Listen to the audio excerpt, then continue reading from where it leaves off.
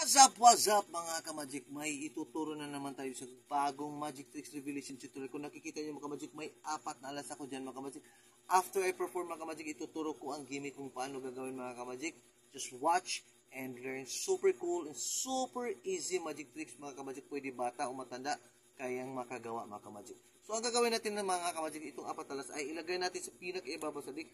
Pagkatapos mga ka-Magic ay ating ipagsisiparit lahat ng mga alas. Unang alas, ilagay natin dito sa pinaka malapit sa ilalim. Yan.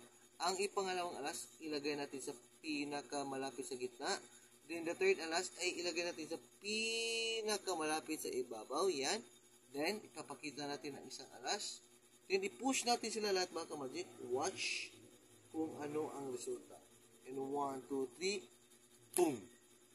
Isa, 2, 3, 4 na alas ay nag-aabutan mga ka-Magic. Okay mga ka-Magic, walang ibang alas na makikita mga ka-Magic, kundi yun lang ang mga alas natin mga ka-Magic. So ang tutorial or ang gimmick nito mga ka-Magic is like this, super easy and super cool magic tricks. Before kayo mag-perform mga ka-Magic, kuha kayo ng any kwadro na gusto nyo, ipapakita nyo sa audience or sa opponents nyo. Tapos kukuha din kayo ng extra 3 cards. Yan.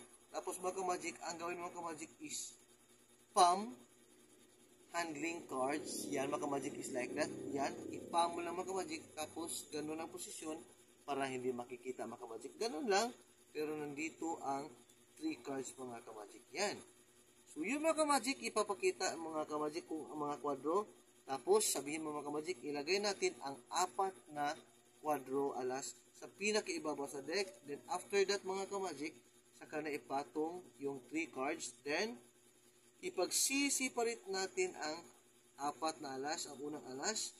Ilagay natin dito yan mga ka-Magic. Pero, hindi na yan alas mga ka-Magic. Yan. Then, ang isang alas na naman, ilagay naman natin sa malapit sa gitna. Pero, hindi yan alas mga ka-Magic. Then, ang isang alas naman ay ilagay natin sa pinakamalapit sa ibabaw. Yan. Then, doon na magsiabutan ang mga alas. 1, 2, 3, 4. Thanks for watching and Viva Jesus mga ka-Magic. I hope you enjoy at may natutunan naman kayong ng bagong magic card tricks tutorial and revelation mga ka-Magic.